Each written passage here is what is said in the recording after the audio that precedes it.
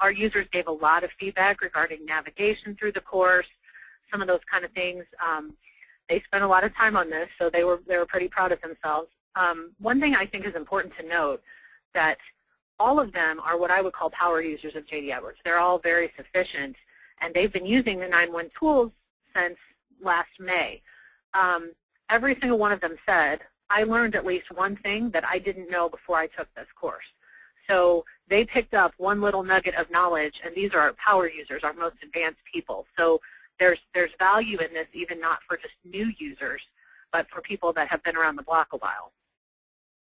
We also struggle a lot with training new users of JD Edwards. We offer training classes, but it's difficult for people to schedule time to come to City Hall and take the class. And we've started a model of dispatching a member of the training team to go sit with them for an hour and start, showing them JD Edwards. And what they found was that they spend 45 minutes of that hour showing them how to log in and navigate and add favorites, and then 15 minutes really getting to the meat of what they need to do, check their budget, enter purchase orders, whatever it might be. So the training team really feels that for us, this course will be an integral part of our onboarding of new JD Edwards users.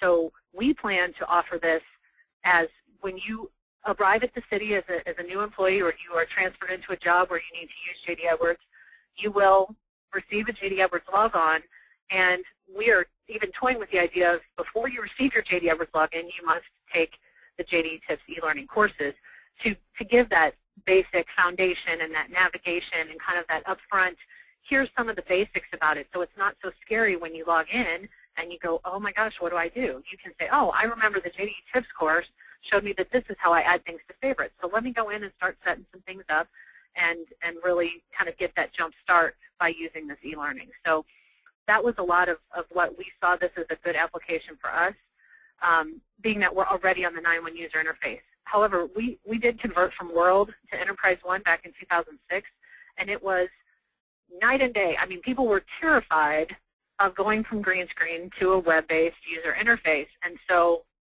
I asked some of the people that were around then, what would you think if you had gone from the old JDE world to E1, if you had some material like this to help you transition in?